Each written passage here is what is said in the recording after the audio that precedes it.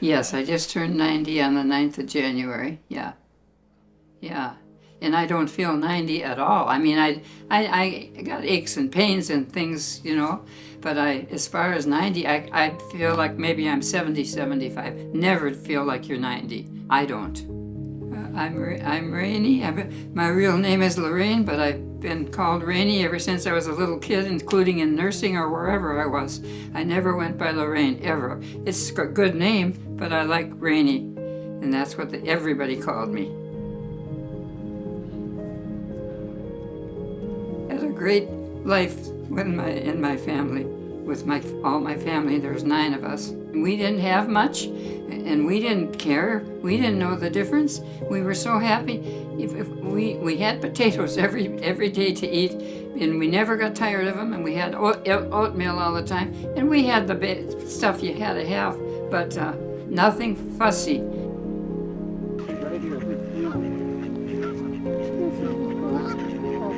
Pretty soon we'll want to chase them away. Growing up, I can probably remember being 8, 10 years old and spending a lot of time at Grandma's house. And then Rainey would have her weekends off, and she would come and visit, and we'd do things together, whether it be helping Grandma clean or work in the garden or whatever. Rainey was like a mentor to me, and she was always there by your side. She'd do anything for anybody, and family came first. It didn't matter what, family came first. I guess, anyway,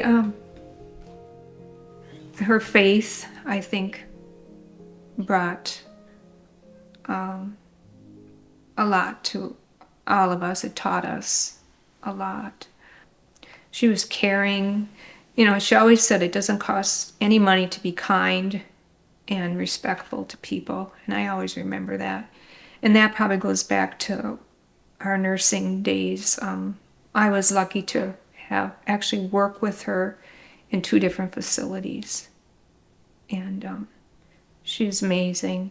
I didn't ever know I'm going to be smart enough to be a nurse, because we studied so hard, and it was just, there was only 7 of us left in the class. That's how hard it was. That was when I was first a nurse at a place where I was working outside, and I got my hat on there and everything, and they took my picture, and I've had that a lot of years, so I look a little different there than now, I guess. How long were you a nurse? 50 some years, and I quit because only the reason I quit then was because my mom was getting old and I wanted to spend more time with her, and she was in her 90s, which is what I am now, and I thought, I can't leave her there every day. I gotta go. So I went down there every single day of I took 1 day off a week, and I went from the cities to the Faribault every single day, and 2 nights a week I stayed all night with her. I just couldn't leave her.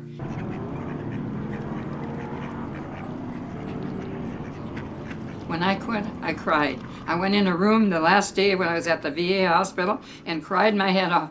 And I didn't know that the nursing people heard me. They said, "Rainey, why were you crying?"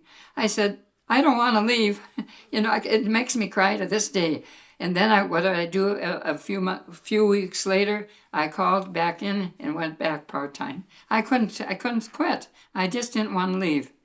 And this is Ed as a postman at the post office, and I got a picture of him. Ed was my husband. Yeah, that's when I first knew Ed, and we weren't even married yet. We were out to Margie's, and we were each holding a dog.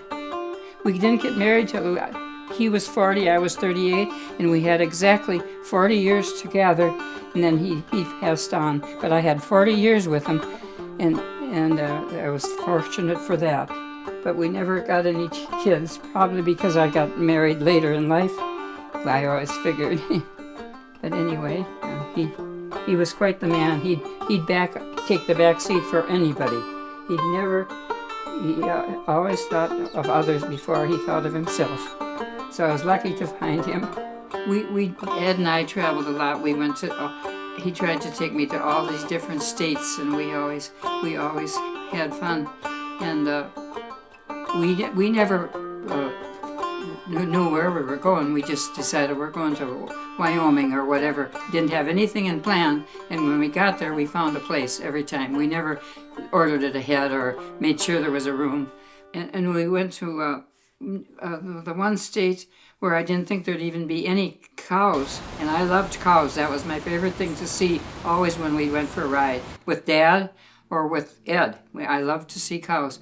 And we were into this one state, Ed and I, and there was cows everywhere. It was one of the big states. Alabama, Arizona, Arkansas, Colorado. There was cows everywhere. We went to Colorado about 3 different times, and that was a beautiful spot. This was when I was about 7 or 8 years old as a brownie. They had brownies then, you know what they were, didn't you? Yeah. And it's funny, I was able to do that because you had to have a uniform and everything, and we didn't have any money. Somebody must have took pity on us, I don't know. Oh, this is special because we were poor and we were out in the country living, and that's my oldest sister Margie, and we got a bike, I think, for $12 them days, and there she's riding it out in the, that's where we lived, out in the country, and every one of us used that same bike, and we got it somewhere for $12. I'll never forget it. Most all these pictures I took, and then I enlarged them and framed them all. I just took them on an old camera, and then I enlarged them because they came out real little, and they said, "Oh, you won't get the same picture with them small pictures." But that's what I got out of these little teeny films, and I just kept doing it. I would have been lost in life if I wouldn't have did pictures. And I got my first Christmas poem I have, which is kind of special. I don't know if I should take time to read that, but I was probably in 7th grade, and we had a shabby house. I could remember hanging this on the wall after I wrote it. But I wrote a poem, my first poem, and we hung it on the wall. And I didn't think I'm going to continue to do poems. And every time I turned around, I was thinking about a poem.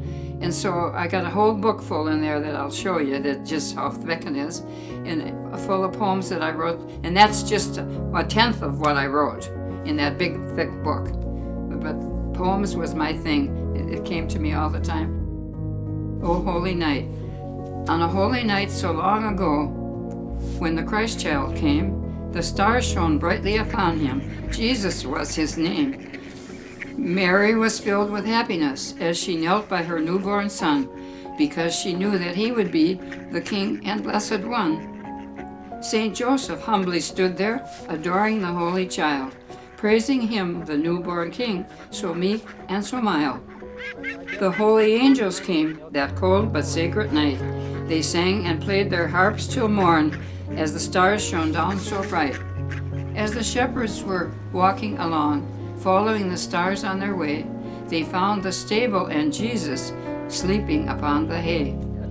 The sheep around the infant lay on their fleece so pure and white, resting themselves upon the hay on that peaceful starlit night. And then there came the wise men from far and distant land, and gave their gifts to the little ones as the child lifted his hands. It was a truly holy night, and it forever will bring happiness and peace on earth to all men of good will. Written by Rene, 1945.